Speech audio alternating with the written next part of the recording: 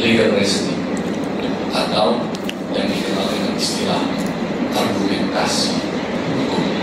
Saudara-saudara sekalian, hari ini saudara mengikuti yang namanya pendidikan khusus profesi advokat. Pendidikan khusus profesi advokat itu adalah salah satu tahapan, ya, salah satu tahapan atau step ketika saudara mau menjadi seorang advokat. Nanti ada tahapan-tahapan selanjutnya, yaitu ujian profesi advokat dan penyumpahan atau pelantikan. Saudara dilantik dari sumpah, barulah saudara bisa berpraktik sebagai seorang.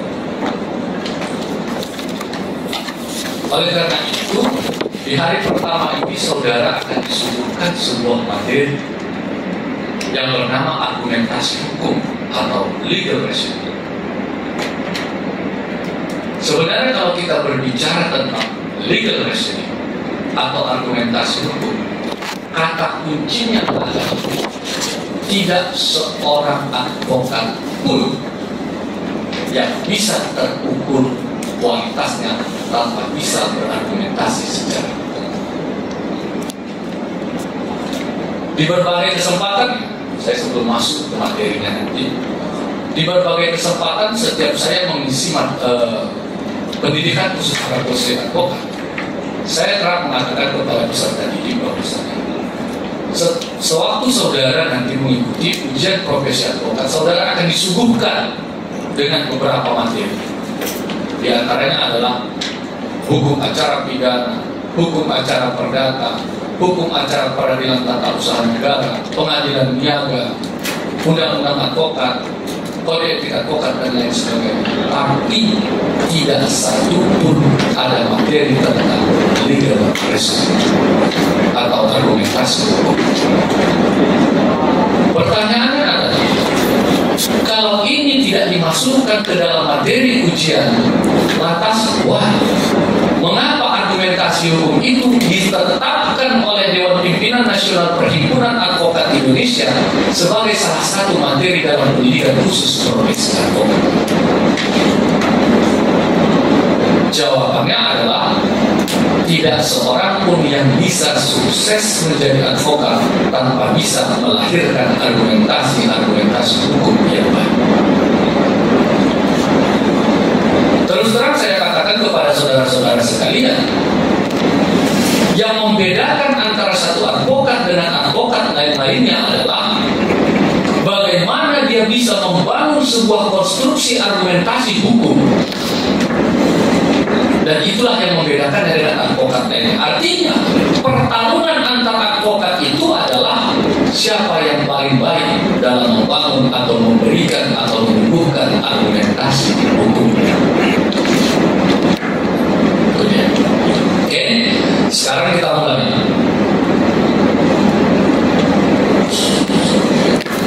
Nah,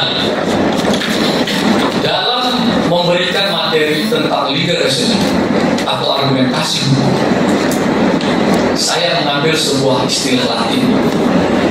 Istilah Latin ini sebenarnya sangat sederhana kalau kita sekedar membacanya. Akan tetapi ketika kita memaknai dan mencoba untuk memahaminya serta mengimplementasikannya, itu bukan menjadi suatu hal yang sederhana. Di situ saudara nanti diberikan tantangan-tantangan dalam memberikan argumentasi hukum. Apa istilah Latinnya? Di hadapan saudara ada sebuah istilah Latin yang sangat sederhana dan sangat ringkas, yaitu damihi factum damnatius. Yang kalau secara general damihi factum damnatius itu kita artikan sebagai berikan saya fakta, maka akan saya berikan hukum.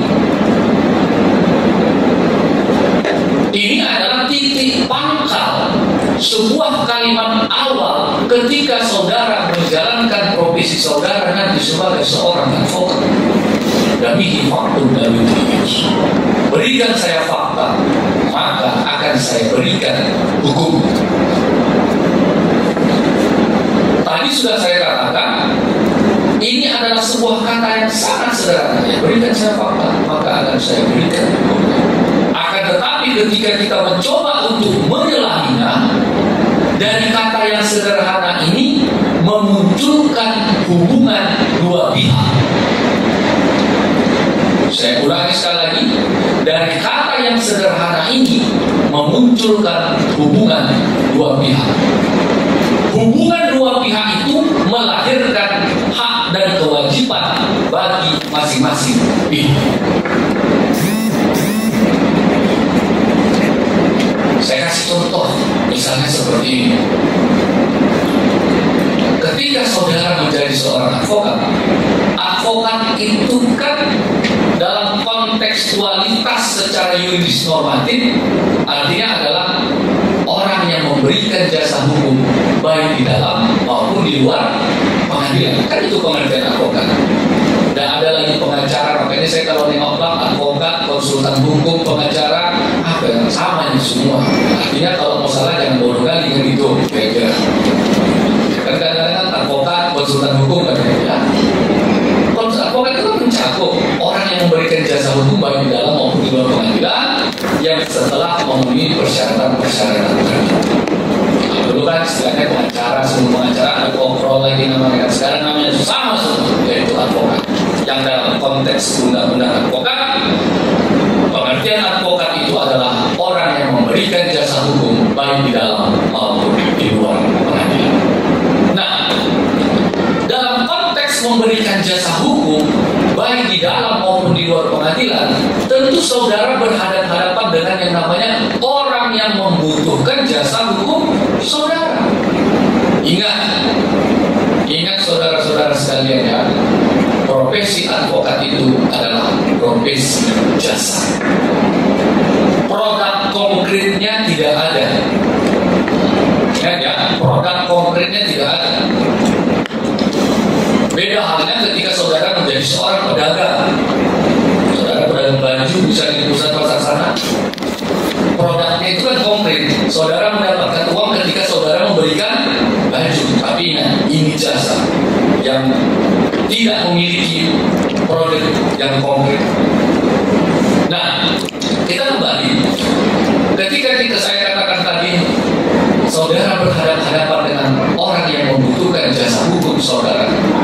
Di satu pihak, dia mempunyai hak. Di satu pihak, saudara mempunyai hak. Dan di pihak yang lain, dia memiliki kewajiban. Demikian juga saudara. Apa hak dia? Dan apa kewajiban? Kewajiban daripada seorang yang membutuhkan jasa advokat itu adalah memberikan fakta. Setelah dia melaksanakan haknya dalam memberikan faktanya, setelah dia melaksanakan kewajiban dalam memberikan faktanya, maka dia punya hak. Haknya apa? Mendapatkan hukumnya. Demikian juga sebaliknya. Saudara juga mempunyai hak sebagai seorang advokat. Hak saudara apa? Dalam hubungan hukum terhadap klien, hak saudara adalah mendapatkan faktanya. Setelah saudara mendapatkan faktanya, maka bergulirlah kewajiban saudara. Apa kewajiban saudara? Yaitu memberikan hukum. Jadi ketika memberikan hukumnya sebagai bentuk pemenuhan terhadap kewajiban saudara, di situ saudara ditantang. Hukum yang bagaimana yang bisa saudara berikan?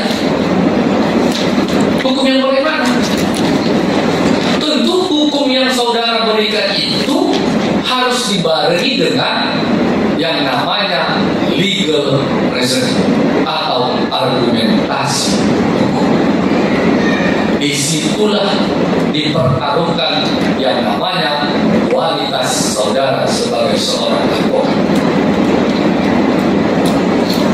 Kalau jadi advokat nanti ini semua, jadi advokat, berulang kali saya katakan, jadi pengacara itu semuanya jadi pengacara, percayalah sama saya. Tapi choice-nya, pilihannya ada pada saudara. Ibaratkan mobil, ada mobil angkot, ada mobil Avanza, ya, ada mobil Civic, ada Alphard, Rubicon dan lain sebagainya. Namanya juga semua mobil. Tapi choice-nya, pilihannya, saudara mau mobil yang mana? Atau dengan perkataan lain, saudara mau menjadi advokat yang bagaimana? Saya sudah memberikan gambaran kepada saudara-saudara sekalian.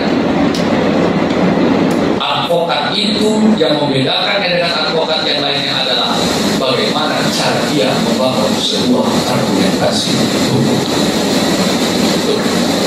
Itu titik awal ketika kita mempelajari atau coba menyelami argumentasi hukum atau legal reasoning. Kita mulai dari kata damini, faktum, dan litigius. Berikan saya fakta, maka akan saya berikan hukum.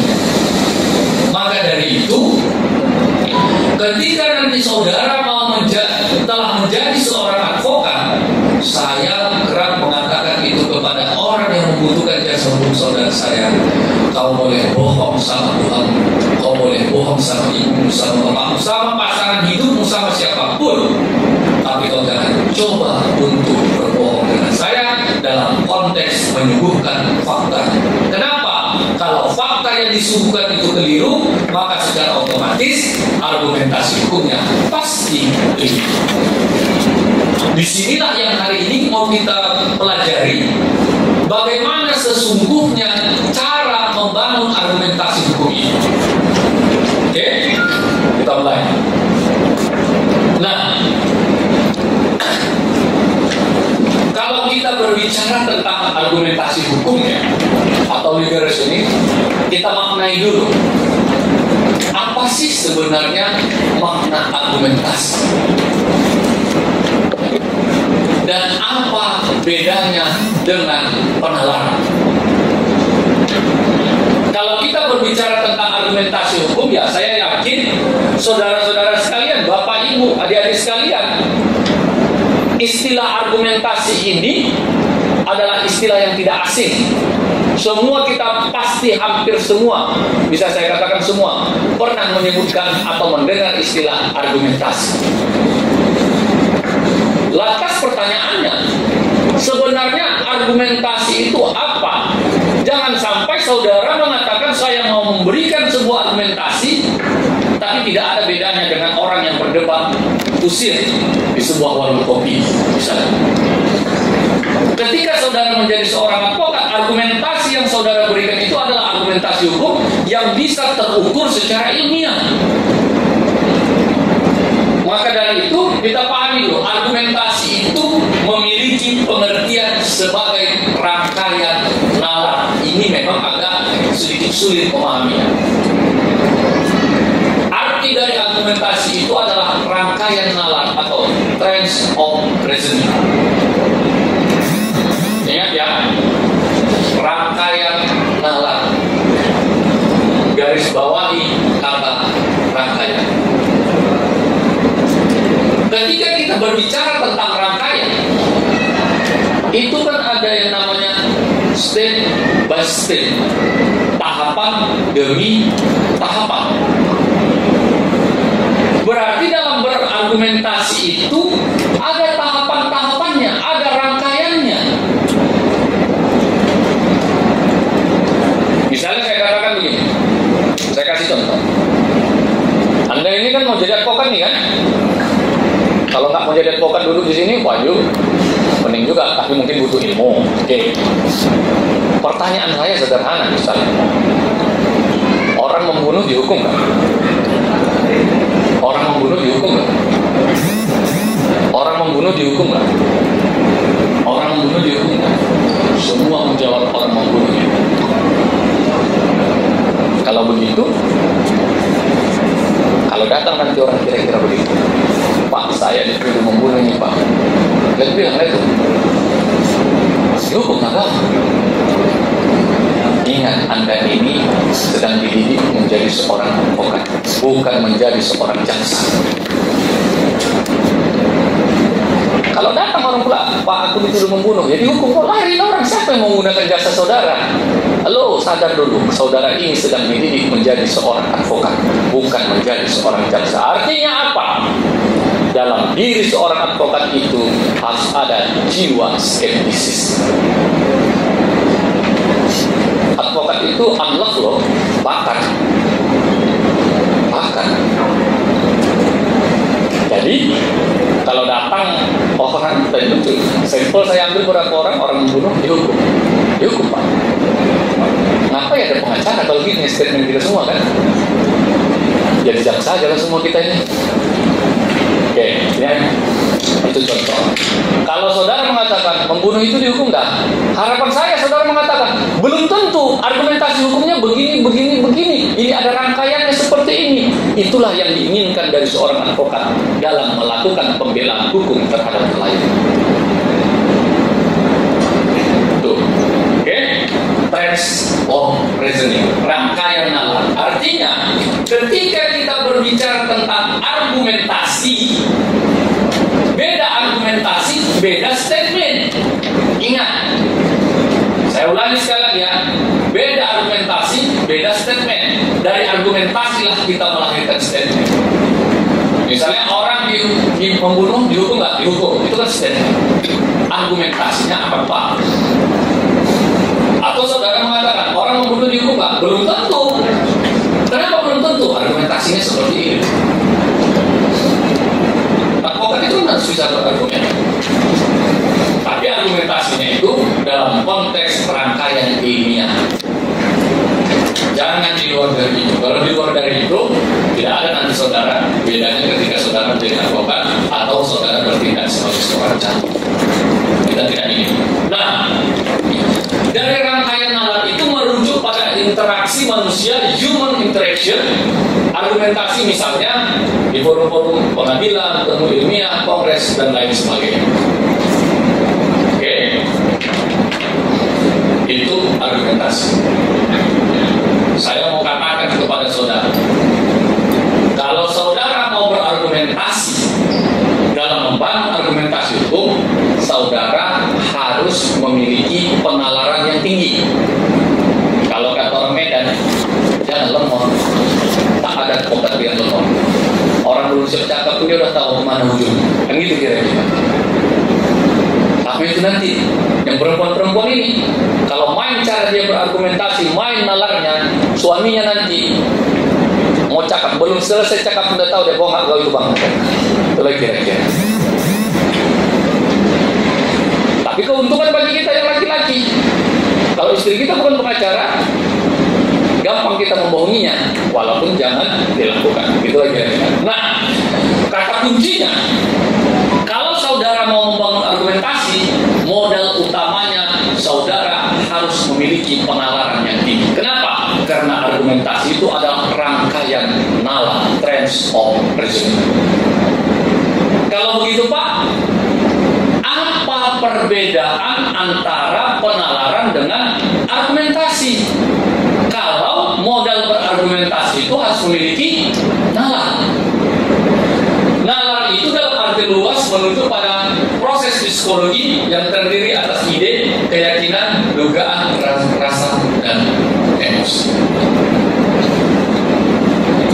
Oke? Coba saudara simak kata-kata dari depan ini.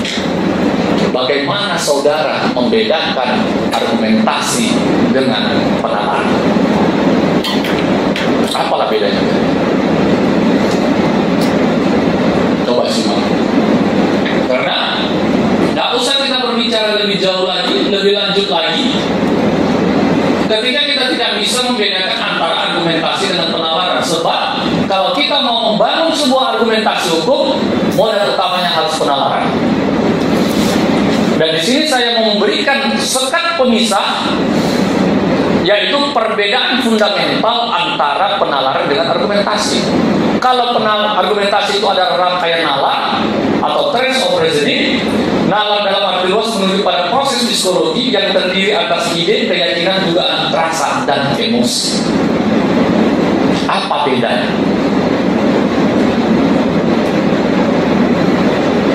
Nah, untuk membedakannya, saya mau ngasih pertanyaan ini kira-kira.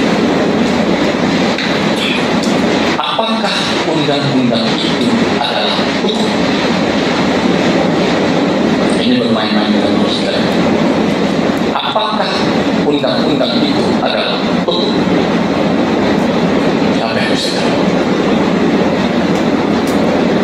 Dalam proses belajar, salah itu biasa. Ada istilah kami dalam dunia akademik. Dalam dunia akademik itu, salah itu boleh. Yang tak boleh itu adalah bohong. Itu dalam dunia akademik. Kalau dalam dunia praktisi yang naif itu sering berpendapat salah itu tidak boleh, bohong itu boleh. Boleh bohong asal jangan salah. Kan tidak sama antara desain dengan soleh, tidak sama antara law in book dengan law in action. Oke, siapa yang bisa jawab? Apakah undang-undang itu adalah hukum? Supaya nanti saudara bisa, oh ini loh perbedaan antara penalaran dengan argumentasi. Oke, bisa. Saya Pak, undang-undang hukum itu, Apakah undang-undang itu adalah hukum? Itu undang-undang itu adalah hukum. undang-undang itu adalah hukum. Undang-undang itu kan yang Undang-undang itu adalah hukum. Kalau saya balik, apakah hukum itu adalah undang-undang?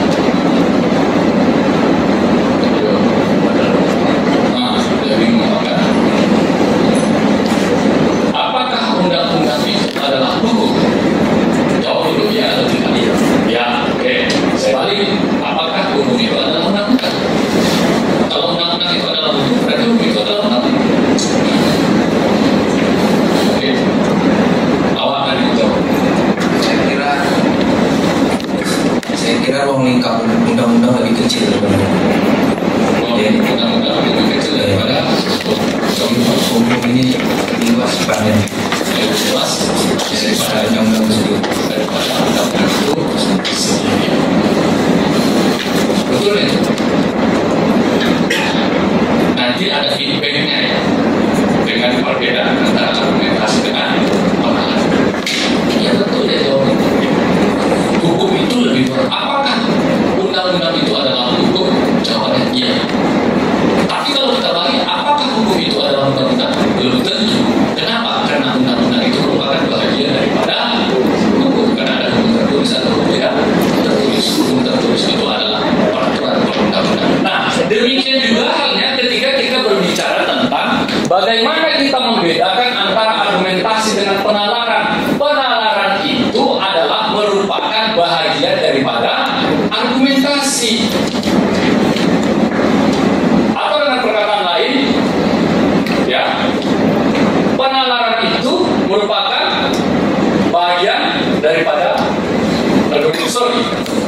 Kan di sini dalam arti luas menunjuk pada proses psikologi terdiri atas ide, keyakinan, dugaan, rasa, dan emosi. Dalam arti sempit menunjuk pada argumen. Artinya, tadi terbagi saja. Argumentasi itu merupakan bagian daripada penalaran. Bagaimana saudara bisa berargumen kalau saudara tidak nalar? Nah, bagaimana cara bernalar yang baik supaya bisa melahirkan argumentasi yang baik? Di sini katanya dalam arti luas menunjuk pada proses psikologi yang terdiri atas ide. Jadi kalau saudara mau bernalar dalam membangun argumentasi hukum, saudara harus punya ide. Ada kreativitas. Kalau saudara menjadi seorang advokat, saudara harus penuh kaya dengan gagasan-gagasan ide dalam rangka mempertahankan hak-hak hukum klien saudara. Itu kata kunci. Tidak ada advokat. Advokat bukan keras, kan ada idenya ya. Ada kreativitasnya di dalam mempertahankan hak-hak hukum kliennya. Misalnya saya kasih contoh nih, Pak, saya dituduh membunuh Pak, katanya kan. Oke, ini kita latih dulu ya. Kita latih. Saya misalnya, siapa kan? Nurul. Nurul ini udah jadi pengacara nih, kan? Udah jadi pengacara dia. Saya lah misalnya, saya dituduh membunuh itu. Saya ketemu teman-teman, oh di sana ada advokat yang luar biasa. Siapa namanya? Nurul. Oke, atas. Tentu kan sesuai dengan kan bertemu sesuai dengan tadi, berikan saya fakta, akan saya berikan hukum. hukumnya. Kan tentu bertanya, bagaimana masalahnya? Kan itu dulu. Kita bukan dukun, mana mungkin orang belum cerita kita udah tahu kan? Oke. Berikan saya fakta, saya suguhkan faktanya. Lantas kan kewajiban menurut kan ada sebagai pengacara, berikan dong saya hukumnya. Apalah kreativitas atau ide pertama dalam membangun?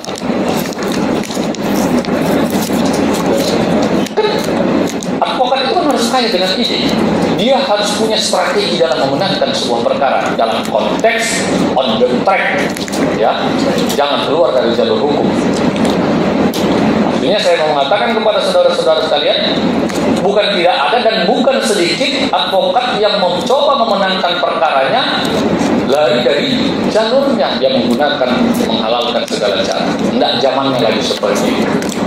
Zamannya adalah bagaimana kita bisa saling adu gagasan, adu argumen, sehingga bisa membedakan kita dengan advokat lain. Apa kira-kira ide kreativitas? Kalau dalam perkara pidana yang paling sederhana, siapa yang sudah magang di kantor advokat di sini? Angkat tangan. Udah ada yang kerja di kantor pengacara? Belum? Buah. Ayo, ide pertama. Atau dengan perkataan lain, dalam perkara pidana itu apa sih tolak ukur pertama di dalam memberikan aksis hukumnya, dalam memberikan argumentasi hukumnya? Apa pidana? Kalau hanya dalam perkara pidana itu kan begini, datang teken kuasa, diperiksa dia, dampingi pun advokat itu kan sifatnya pasif kan, bukan boleh dia menjawab, bukan boleh siapa. Kalau hanya sebatas itu, nggak pakai pengacara, dia bedanya kan? Artinya kehadiran advokat itu harus bisa mewarnai dalam mempertahankan hak-hak hukum orang yang membutuhkan bantuan hukum saudara. Apa kira-kira? Udah diberikannya faktanya ini. Saudara akan berhadapan dengan permasalahan-permasalahan seperti itu. Ketika kita menjadi advokat, makanya saya katakan tadi dari awal, kalau saudara berjumpa dengan klaim dalam memberikan fakta, kita boleh katakan mau bohong sama siapapun, kita masih pada Tuhan. Tapi kalau jangan pernah bohong sama saya dalam memberikan fakta. Kenapa? Ketika fakta yang kau berikan keliru dan ada yang kau sembunyikan, maka terulang argumentasi. Oke? Nah, kalau kita berbicara pidana dalam membangun argumentasi yang terdiri dari ide, di dalam perkara pidana itu harus di-challenge dan diuji unsur pasal demi pasal dengan fakta. Maka saudara harus tahu. Misalnya, kita katakan ada orang membutuhkan bantuan kita. Dia dituduh membunuh. Pembunuh itu pasal berapa? Pasal 338 misalnya. Beda nanti dia dituduh membunuh, menyebabkan hilangnya nyawa orang lain dengan cara dianiayanya terlebih dahulu. Itu kan penganiayaan yang menyebabkan hilangnya nyawa orang lain. Beda dia seketika, beda dia kesempatan, ada waktu jeda untuk berpikir, merencanakan sesuatu. Itu kan pasalnya berbeda-beda. Salah pasal orang harus dibebaskan. Saudara jangan keliru. Dan diuji unsur pasal demi pasal. Misalnya pembunuhannya itu, ini ide ya, ide seorang advokat. Kan saya katakan tadi dalam membangun argumentasi itu kita harus punya ide. Penalaran itu ya. Unsur pertama itu barang siapa. Barang siapa itu menunjukkan apa? Subjek hukum. Subjek hukum itu adalah pendukung hak dan kewajiban yang bisa dimintai pertanggungjawaban secara hukum. Lihat dulu klaim saudara ini, yang datangnya waras enggak? Entah orang gila nih, jadi bunuhnya orang. Bisa nggak dia dipidana? Tuh, dengan sengaja menghilangkan nyawa orang lain. Itu kan unsur kedua. Dari mana saudara mengetahui dia sengaja atau tidak? Misalnya kan, entah yang tak sengaja tersenggolnya orang jatuh dari gedung mati. Artinya unsur-unsur pasal itu dicocokkan dengan fakta. Makanya kalau faktanya keliru, kelirulah argumentasi. Jadi advokat itu dalam membangun argumentasi hukum, dia harus kaya dengan ide, dia harus kaya dengan realitas. Nah, kemudian modal yang kedua itu ada keyakinan. Ada keyakinan. Yang saya katakan tadi, advokat itu harus memiliki keyakinan dalam membangun argumentasi, itu harus ada keyakinan. Kalau kita nggak yakin dengan pendapat kita, gimana kita meyakinkan orang? Kita nggak yakin dengan kemampuan kita. Jadi sejak ini prinsip teguh yakin dan percaya diri dalam membangun argumentasi itu harus saudara tanamkan. Kalau saudara mau menjadi seorang